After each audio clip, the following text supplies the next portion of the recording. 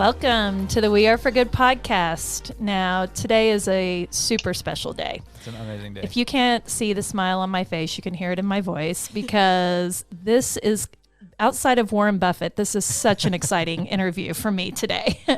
Yeah, Sarah, I have a a professional crush on Warren Buffett. But we are joined today by Sara Cunningham, who is the founder of Free Mom Hugs. And the story of this nonprofit gripped my heart like nothing I have felt with a nonprofit before. And before I introduce Sara, I just want to share a little bit of the story with our listeners about how we came to find out about this nonprofit. Like many of us in our industry, I am laying in bed one night. It's probably 10 o'clock. Many in our industry are laying in bed. Yeah, everybody lays in their bed. Well, perhaps they, yeah. That should have been on the back end of this comment. So I'm laying in bed one night. I'm scrolling through Facebook, and I see a friend that is a dear friend of mine that lives across the country in LA, and he has posted this story, and it's from I don't even know where it's from, the Daily Mail, Guardian, something, and it was about this woman who had stood up at a pride parade, and she had found that there were so many people within the LGBTQ community and that had no family members that supported them. And she literally went to the pride parade with a sign that said Free Mom Hugs. And I'm reading this story and I'm just thinking in my mind, does anything on this earth feel better than a hug from your mother? There is nothing on earth that feels as good, because moms never let go first. And I was reading this and I look at this photo at the very end, and I'm zooming on my iPhone. You can just see my fingers like zooming, and I'm squinting, and I'm like, this woman looks exactly like a lady in my building. and I'm thinking, is that her? And I find that this happened in Oklahoma City, and I'm thinking, oh my gosh, I have been standing inches away from this woman in an elevator however many times over the last couple of years, and I thought, I'm going to talk to her. And so next time Stalker Becky came out, fearless Becky, who's never afraid to say anything, go up to a stranger. And the day arrives where Sara Cunningham steps into the elevator with me in the morning, and I turned to her and I basically said, is this you? And who could have imagined? No kidding. I mean, it's just a scary thing to say. And I said, I read this article and it touched me like I have not been profoundly touched by a nonprofit mission in a long time. Is this you? And she said, that's me. And in that instant, I fell in love with Sara Cunningham and her fight for justice. And so for anyone that's joining today, this is not a political discussion at all. We don't go into politics at We Are for Good. In fact, this is really a beautiful story of love between a mother and a son. And we just feel so blessed to be able to bring this to you today. And if there is an underlying theme before I introduce Sara Cunningham, it is never underestimate the power of an angry, organized mom. Ever.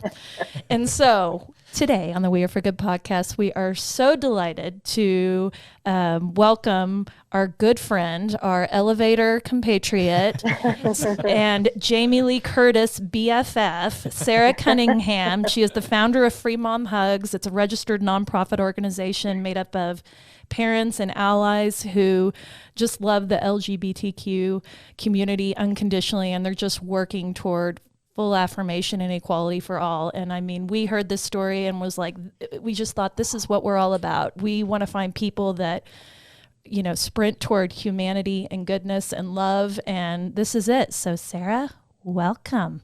Hello. Wow. I just talked Becky, a bunch. I'm not sure I don't know if you have the right person. I'm going to have to go out and come back in. But thank you for such a heartfelt introduction. And I do remember, our elevator conversations at best. And I think I probably at some time would say, if someone would ask me, is that you? Are you the Free Mom Hug lady? And I would often reply, are you a friend or a foe? Yes. Because the response has been great for the most part, but there has been some backlash. Sure. And we can talk about that if you'd like. But for the most part, it's been a wonderful experience so far. A lot has happened in a very short amount of time. And in fact, I'm no longer employed with that company, and now I am employed with Free Mom Hugs, and it's been the highlight of my life. I look forward to getting up every morning and just doing this thing. In fact, I tease and I say at one time that I thought if my son was going to hell for being gay, then I prayed for him and I fought for him like my hair is on fire. I burned the sage, you know.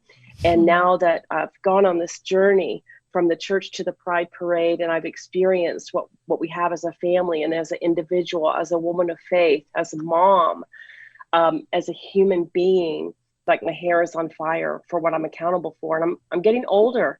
You know, time is of the essence. There's a sense of urgency here because I'm able to do the things that we do. And I'm so thankful for the platform and for the wonderful thing that you're doing, because people want to do something. And I believe that people want to do good, and people are good. And sometimes we just need a platform for that. So thank you. Oh, amazing. Well, Sara, would you mind just connecting the dots from your personal story with your son and kind of, you know, what unraveled and how you kind of changed and came around to not just acceptance, but saying, I want to take this to a different level because this is a global problem. What are the steps that you walked through, and will you take us on that journey with you? Sure. Thank you. Good question. Well, I'll sum it up if I can. And if you want me to fill in the gaps, I can. But basically, my life has been a series of pivotal moments. You know, everything's before the marriage or after the baby, you know, or before or after significant moments in your life. And I would say that the first pivotal moment in our life was when Parker came downstairs dancing and prancing in one of my dresses and my heels.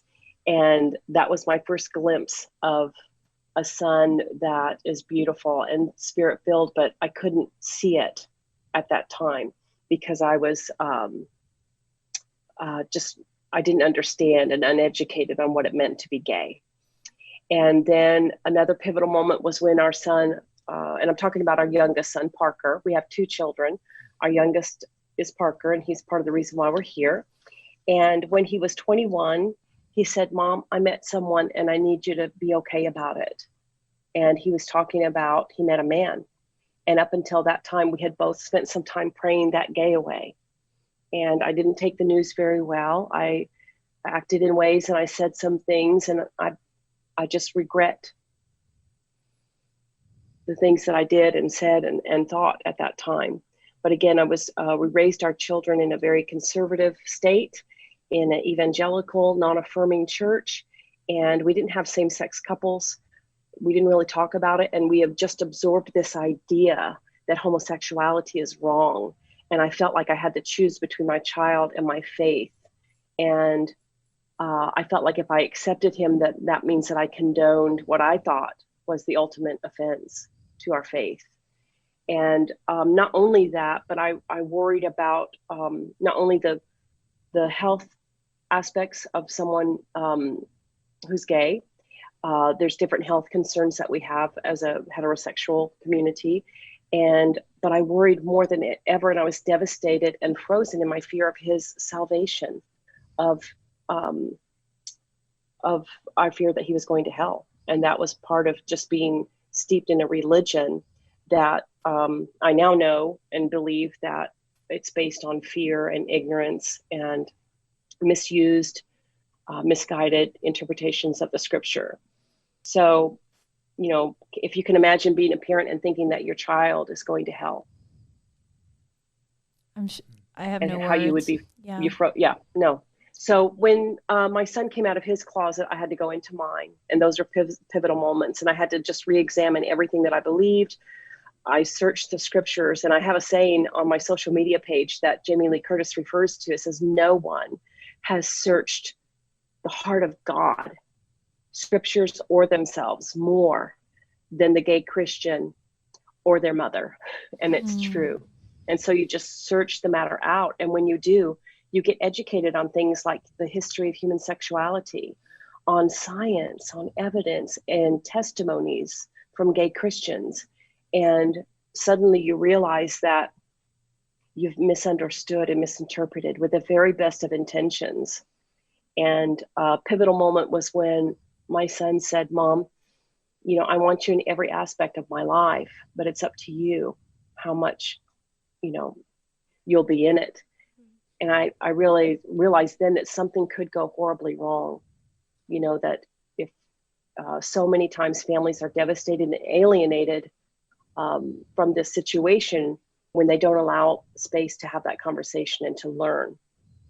So pivotal moments took us from the church to the Pride Parade without losing my faith, without losing my son, and meeting a beautiful spirit-filled community, one that is just blocks away from where I live, and just getting educated and then being accountable to what I've learned. For example, I learned that my straight son has more rights than my gay son. Just the history of what's happened to the LGBTQIA plus community has been such a travesty. And just seeing what's happening, not only in this state, in Oklahoma, for example, conversion therapy is still legal, sought out, and paid for, not far from where we live. And whereas outlawed in 19 other states today. So pivotal moments, I'm here now. I'm so glad to be on this side of the story. A lot's happened. In 2014, we stood with my son at the Pride Parade. In 2015, I made a homemade button that said "Free Mom Hugs." And with anyone who made eye contact with me, I would say, "Could I offer you a free mom hug or a high five?" And from that experience started the nonprofit Free Mom Hugs. And it's got me involved with the community. I don't want to get ahead of you because you got some wonderful questions here. So just say, "You're Sarah, doing amazing." Take a breath. Okay. I just keep thinking it's so shocking that this is 5 years. This is only 5 years. And the things that have transpired, the mountains that you have moved, and the platforms. I mean, we were talking before this started. I mean, I said I was like drunk on YouTube, you know, just watching video after video of Sara, you know, headlining GLAAD, you know, getting a 10-minute section at the GLAAD Awards on talk shows. And it's just, I mean, they're about to make, Jamie Lee Curtis is making Sarah's movie. I mean, this is a true story that is going up onto the big screen, and to me it's just another extension of the love that you have poured into Parker, into this community, that will be on, you know, full display for everyone to see. And so I think the question I'm curious about is, what has been the response to Free Mom Hugs, you know, and the good and the bad we're curious about. The good news is that people want to do something, and Free Mom Hugs just lent a platform for that. When I started getting plugged into the community, I met beautiful couples who were getting engaged. They're falling in love. And they asked if I would officiate their weddings. And as I became an officiant and started doing that, there was some backlash. And then I met the beautiful transgender community. I went to a meeting that I thought was for high schoolers and families like ours, and it turned out to be for the adult transgender community. And I stayed because I knew the facilitator, and I was curious. I'd never been in the same room with a transgender person before that I know of. And I stayed and I heard their stories, and it changed me. And even though my son is not transgender, I have a heart for the transgender community, because these are beautiful, misunderstood people. They're precious and they're in danger.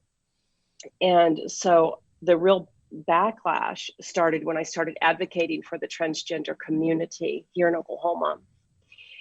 And then as I started realizing that, of course, we already knew the dangers of conversion therapy, but the fact that it was still legal, that it is still legal, sought out, unpaid for here. And I received some backlash when I started advocating against conversion therapy because it's proven dangerous. And so there's been some backlash, but primarily from advocating for the transgender community and for advocating against conversion therapy. But for the most part, I rarely talk about those things because here's why. It pales in comparison to what the community has faced every day at the workplace. For example, you talk about meeting at our old workspace because we're both in different avenues now, and I'm so glad. And that was good for then, but this is better for now, right? But I want to tell you that I worked for that company, as wonderful as they were to me, and I love them. We still have a great relationship, but no one knew what I was going through until the book came out. No one knew because it just wasn't something I talked about. I didn't have the courage to stop the conversations at the water cooler. And anyway, so the backlash pales in comparison.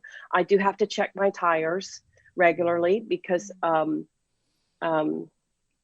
we have some, I don't know what to say. I call them scoffers, and that's the backlash. Yes, that's a great name for it. They can be quite brassy. So I check my tires, and I have to be careful on being public of where I go. But it really pales in comparison. I really don't want to even shine a light on that because I'm not worried about it. I'm not here for that. I'm not here for them. So. Well, I love that you, sorry, Sarah. Go ahead. I love that, you started small, just doing what you could and standing there with a button that says Free Mom Hugs. When did you catch wind that says, this has got so much more legs, that there's so much more that now I'm accountable for, using your words back to you, of how did I take that mission? How did you take that mission forward to say it's about advocacy? It's about all these other elements. I'd love to hear kind of how you channel that, because I think a lot of our listeners are probably have a cause that they feel stirred about, but how do you really turn it into something that turns into this worldwide movement that you started? Well, I think, first of all, I need to say that it would have gone on without me. I might be the face of it now, but it's like a cat out of a bag. Once it's, have you ever just seen someone have an idea and you think, oh my gosh, why didn't I do that? Why I could have done that. I want to do that. I should do that. It's like that. Absolutely. It was the ripple effect of that. So it would have happened anyway. I just happened to be, I'm not the first mom to offer free mom hugs at a Pride festival. I'm not the first mom to stand in at a same-sex wedding where their parents are non-affirming. I'm not the first one to stand with a transgender friend and shop at Target, and try to change the social norm. So, but I do believe that people want to do something, and it just gave the platform for that. And I do remember all my life always wanting to include people, like out with the neighborhood friends, and playing hide and seek or softball or whatever you're doing, and always thinking, okay, it's time to go home now, but I'll see you tomorrow, right? And I haven't had the Enneagram test yet, but I'm going to take it today. And you need to do it. They think I'm a 7. I don't know if that's true or not, but I have great ideas, and I have wonderful people around me who help me implement those. We have a national board now of people who share the same mission, who share the same drive, but they have different talents and skills. Just like each of you are here and you're participating, you've got a mission in mind, and you each bring what you can to the table, and you just make it work, and it makes me look really good. But right? I love that. And just for our listeners who don't know what the Enneagram is, it is just this brilliant personality analysis. And the 7 is the enthusiast, which I don't know if if there's a word that better encapsulates Sara Cunningham. I think you're gonna be a 7. And we're actually going to have a podcast, later in the year about Enneagram. So stay tuned on that. But I love that you connected it back to that too, because what I really want people to understand about what you're saying is, if you live on the East Coast or you live maybe in a very progressive country, you just have to know the bravery and the courage it took for Sara to step out in conservative Oklahoma and draw this very, very pronounced line in the sand and say, I'm not going to run away from this. I'm going to run toward kindness. I am going to sprint toward humanity and equality. And to us,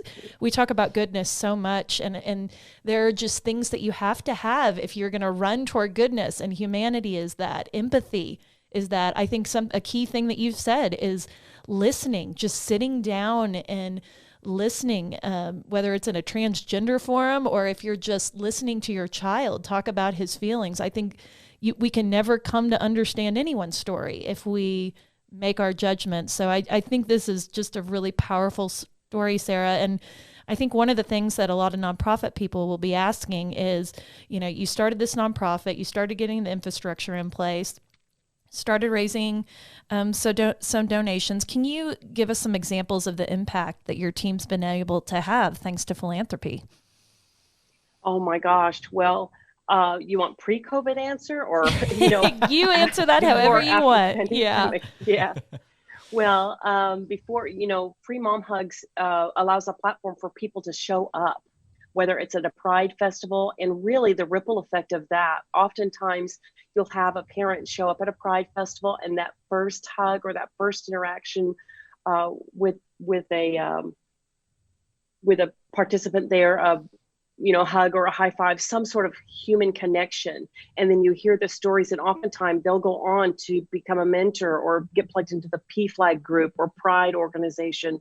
And it's just wonderful to see that impact, physical, the physical part of bringing people together. And then it would go on to people starting to share at the water cooler or being invited to speak, during National Pride Month or National Coming Out Day. I mean, it's just the ripple effect of that by people showing up. And I have to say that there was a time that, there were people, complete strangers or acquaintances, who really honored Parker. We, celebrated him before I really even knew if I could, because of my faith, because of my fear and my ignorance. And that set the example. So part of it is setting an example. So the donations allowed for, simple things like to order buttons. If you can wear a button on your book bag or your purse in the elevator, you might not be able to say a word, but what that sends a message loud and clear. A bumper sticker, a banner at a Pride festival, T-shirts that just send a message. So those are what funding really pours into, and educational, to offer resources. Like, I didn't know where to look for resources. I needed, for me, faith-based resources that let me know that it's okay to search this matter out. And I didn't know where to look for those. Well, now we have them. And there's so much information out there now to not have a better understanding on these things. Now, since the pandemic, we've plugged into our social media platform. Thank God we had that. It was already vibrant.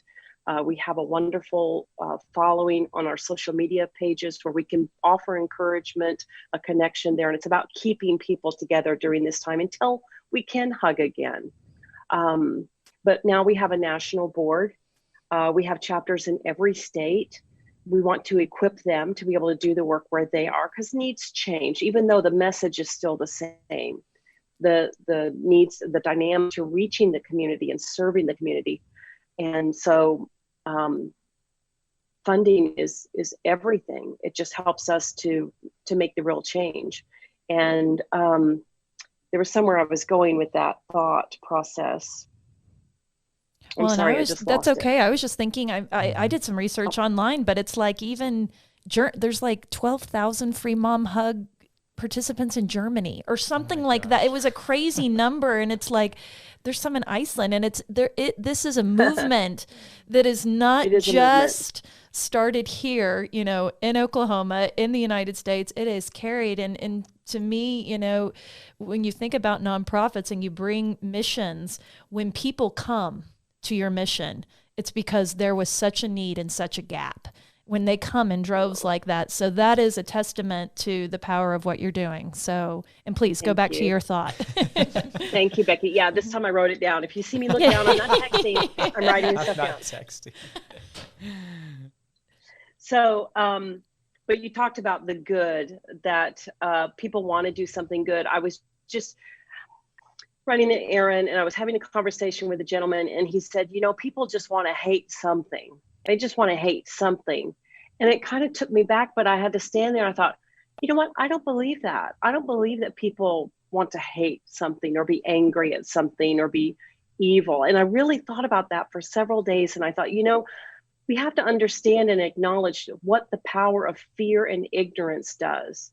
And ignorance, I always kind of thought that was a detriment or a negative word, but I respect it because I know the power of it, the power of fear and ignorance. And that's what causes the negative behavior or the negative impact or what I might have perceived as evil.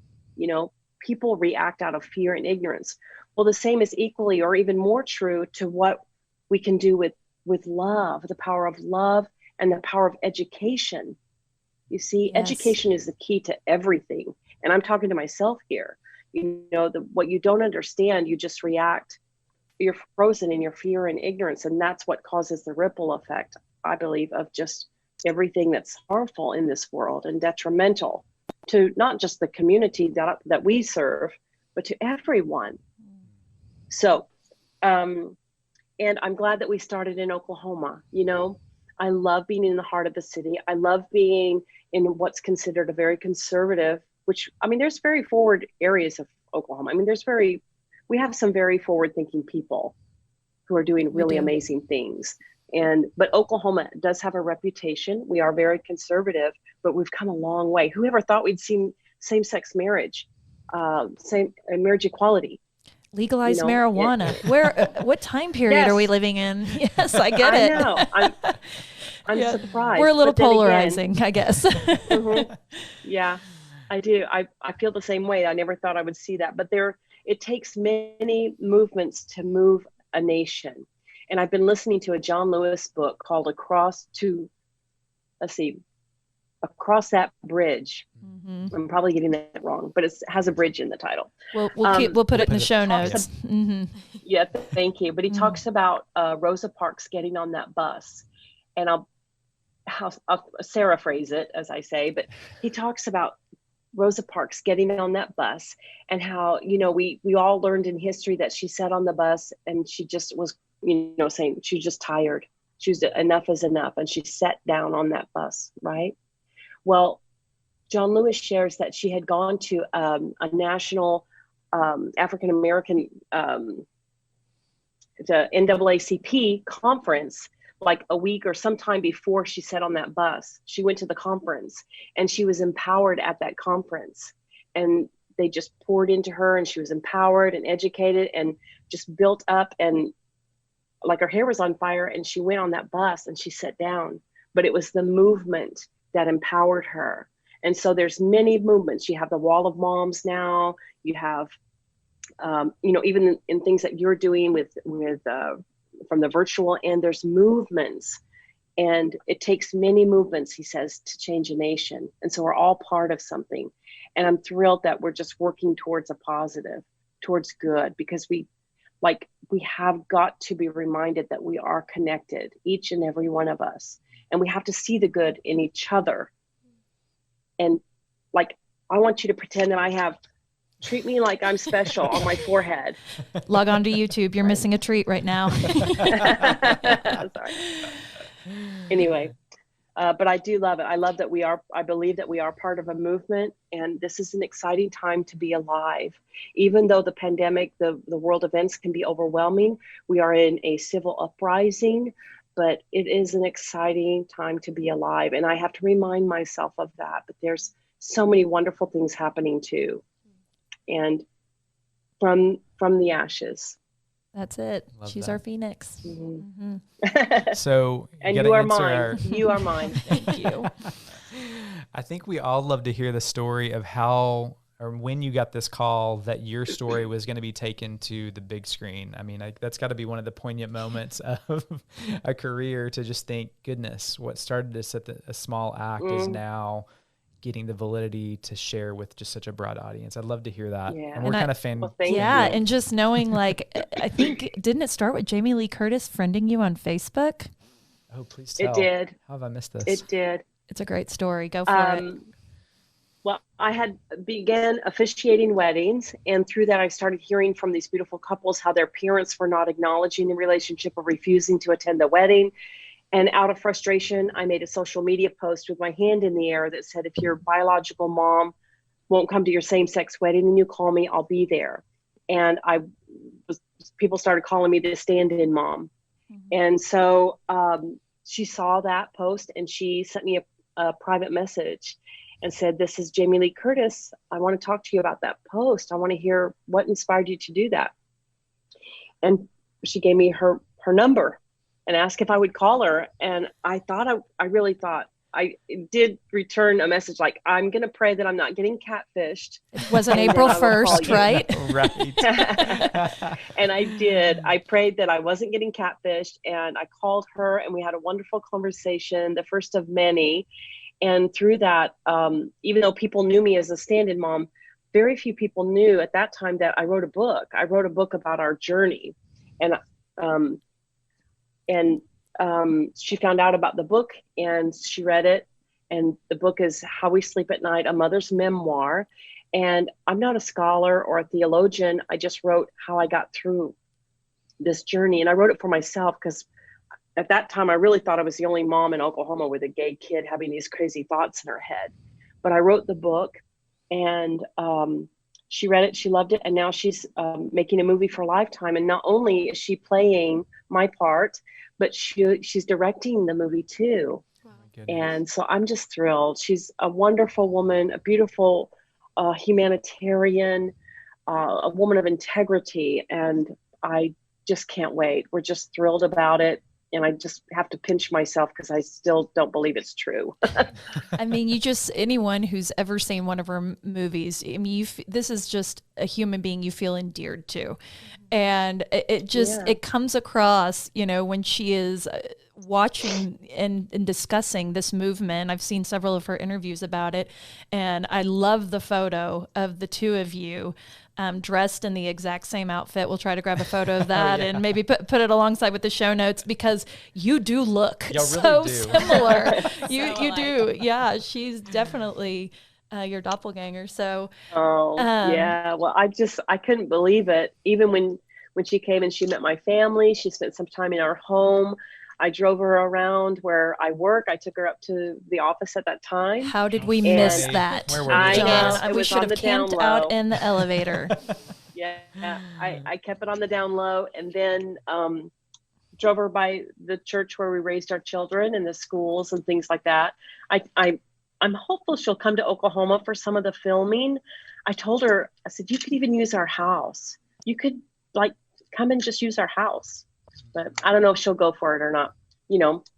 Well, they have a union. I don't know all the ins and outs for that, but I'm just all of that stuff that just happens to happen to make a movie.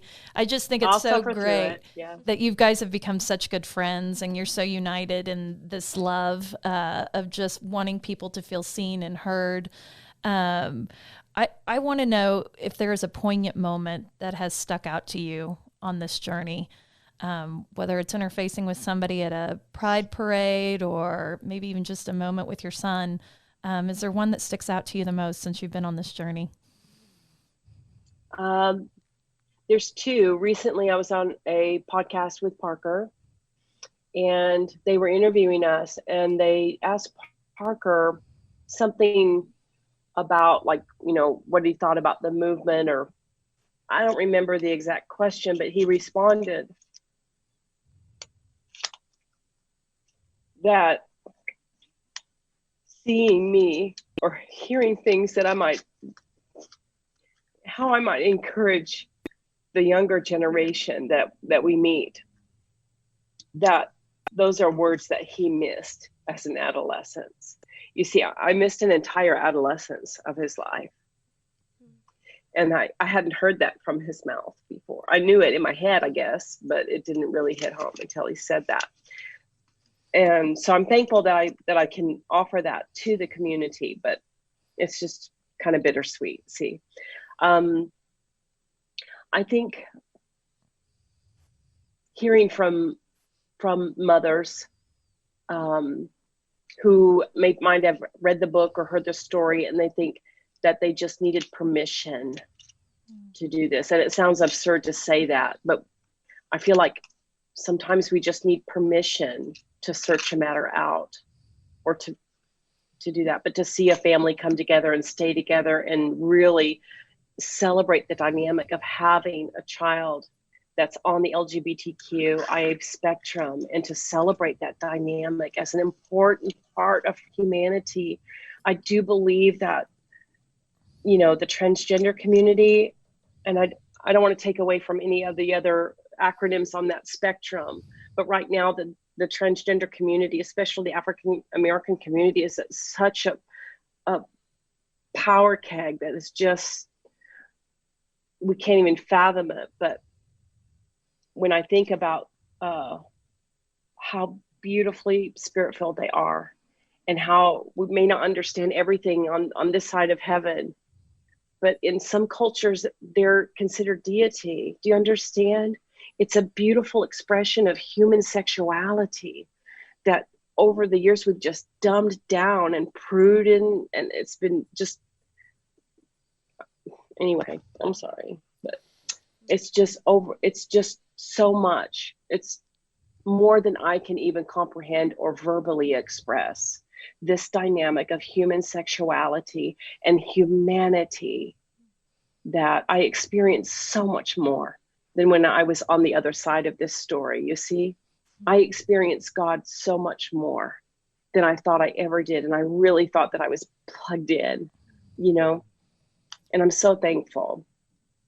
I just thank you so much, and encourage you not to apologize, not in this space, because this is the messiness of life. This is the messiness of humanity. And it's not pretty, you know, at times, and it's painful at times, but, you know, may we all be challenged, you know, in the spirit of what you have laid down here, and what all of our nonprofits perpetuate, is that we want to be the greater good. We want to be the listeners. We want to be the connectors. And I think the thing that I love so much about Free Mom Hugs is it was such a beautiful metaphor for, you know, connection, because you literally took connection on and turned it on its heel and made it a physical thing. You know, not only did you start to physically connect with these people through your hugs, through your fist bumps. We know not everyone's a hugger. I am a hugger. Everyone knows that I'm an over hugger. But, you know, you turn that on its head and you said, I see you with the hug. I reach out and I am with you.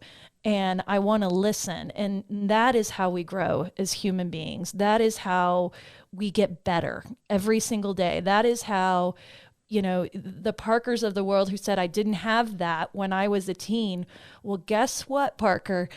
Mama's going to make sure that countless teens are going to hear that message. And even better, we're going to make sure their moms hear that message too. And so I just I'm in such a place of gratitude. To me, it just feels like such a holy space that you come in and share this vulnerability, because that is where great change happens. And I hope that people listening right now, you know, would take away from this conversation, you know, what we're all doing to listen, to lean in. And you're right. This is a time of reckoning in our country's history. And you can either be the person that says everybody's looking for hate, or you can be somebody that says, I choose to find good. And we're going to get in there and we're going to roll up our sleeves and we're going to make sure that good is going to dominate this hate. So I just think this is such a beautiful story that you've brought to our community, and I just couldn't be more grateful for it.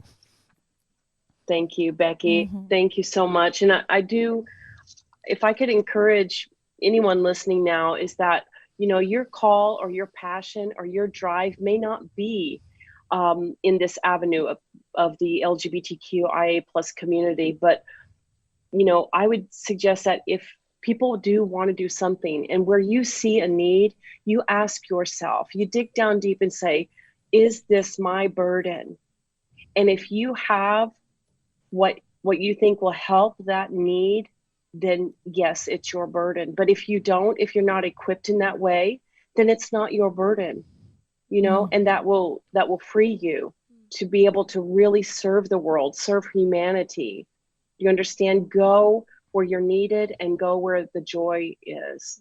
Like this brings me the most joy, and I see the most need here. So I know I'm doing what I was created, if you will, to do. And that's why it's been so fruitful. Mm-hmm. Now, other people might have different passions towards, equal rights for women, and all of these things work together for a greater good. They're all work towards the cause. So anyway.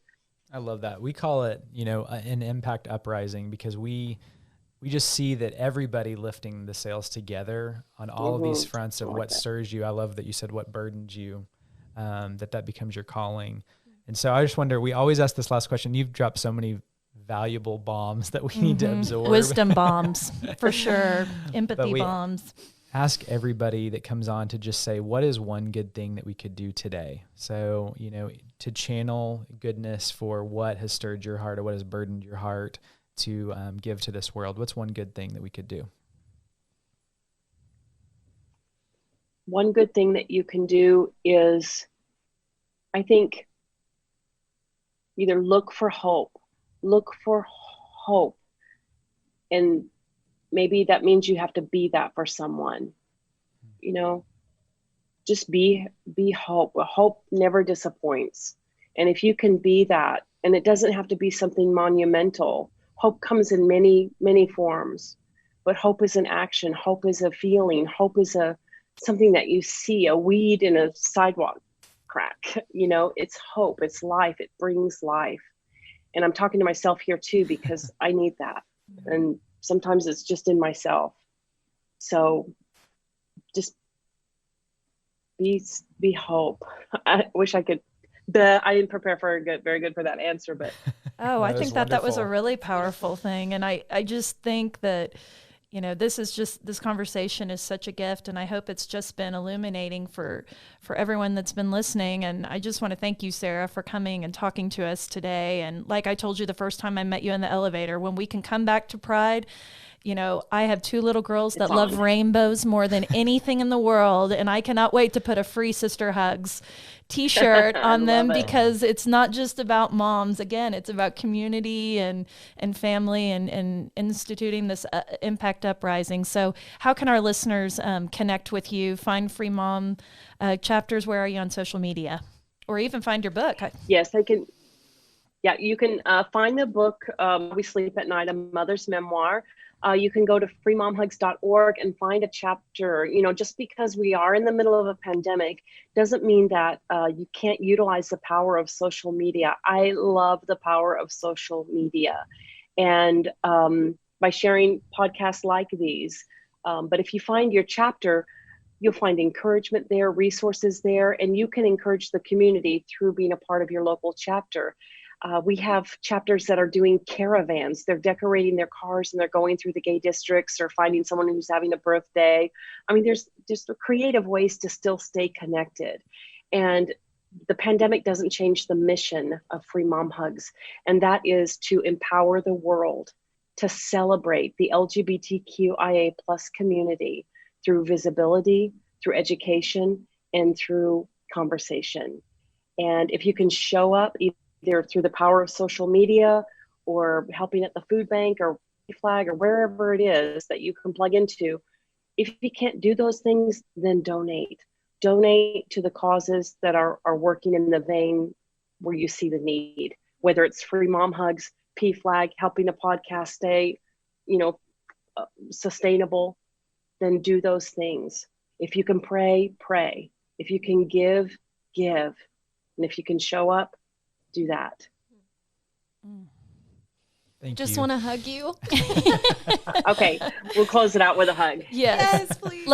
Let's see your Free Mom Hugs before we close out her shirt. She has a Awesome fantastic shirt there. This is an old one. It's a retro one from, I think, we've got vintage 4 years ago. Yeah, that's the key word. Yeah. Anyway, thank you guys so much, and I hope it's received well. I hope you get a good response. Anything we can do, we'll share it on our social media, whatever you need, just say the word, okay? Thank you, Sara. Thank you so much.